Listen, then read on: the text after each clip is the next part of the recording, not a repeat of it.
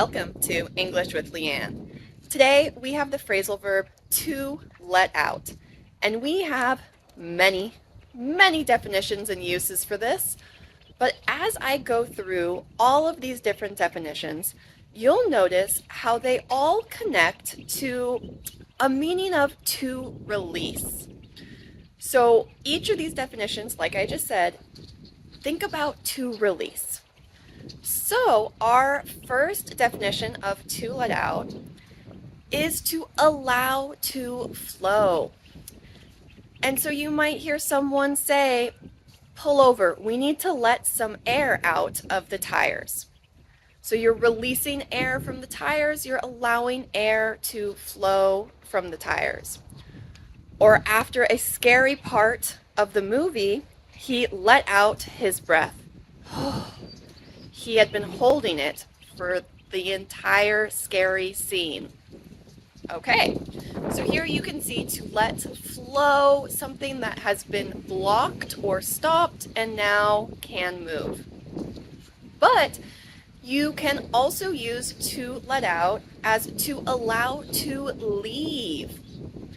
And so this would be when you hear someone saying, let me out, let me out.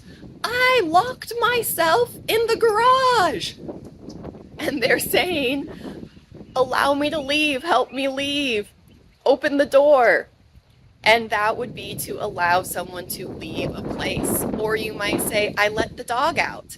And you're letting the dog out of the house to go use the bathroom in the backyard, right? Now, this is just the start.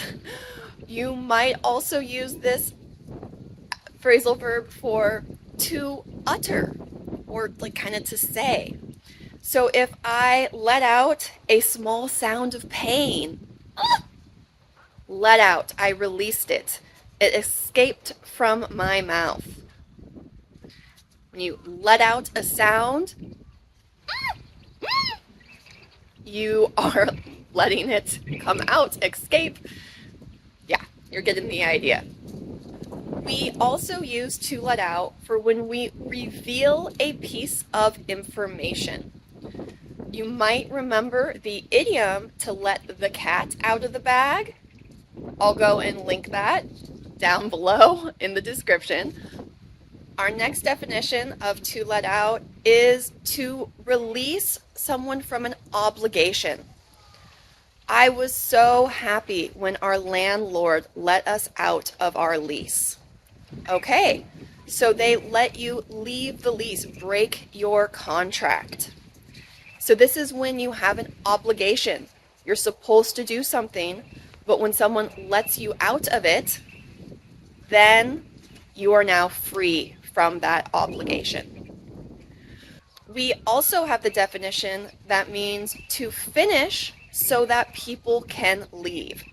You'll often hear this used when people talk about school. School lets out in June. And that's saying that school is finished in June so that everyone can leave for the summer. Or I might say, my meeting lets out at 5 today, so I can't meet you at 5:30. There's going to be too much traffic. Can we meet at 6 instead?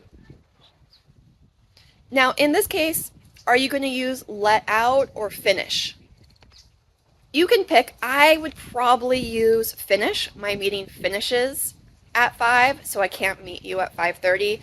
There's going to be too much traffic. Can we meet at 6 instead? So that is one where you might hear it, but I would use that one a little less.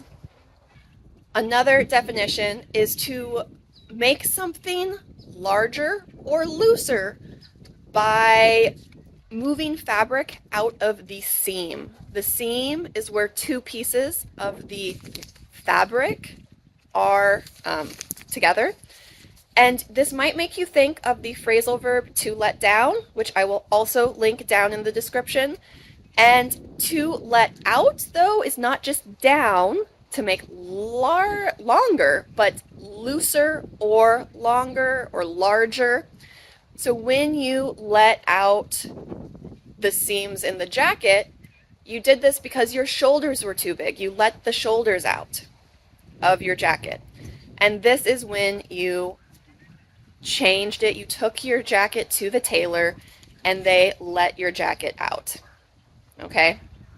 Because it was too tight. Our last definition of to let out is to rent to other people. So I think we're going to let out our summer house this season. Okay, I think we're going to rent the summer house to other people this coming season. Okay, now I find this one awkward. I definitely have heard it, but I probably wouldn't use this definition. But notice how in it is your house, but you are not going to keep control of it. You're going to release control to the people that you let it out to. Dun dun dun!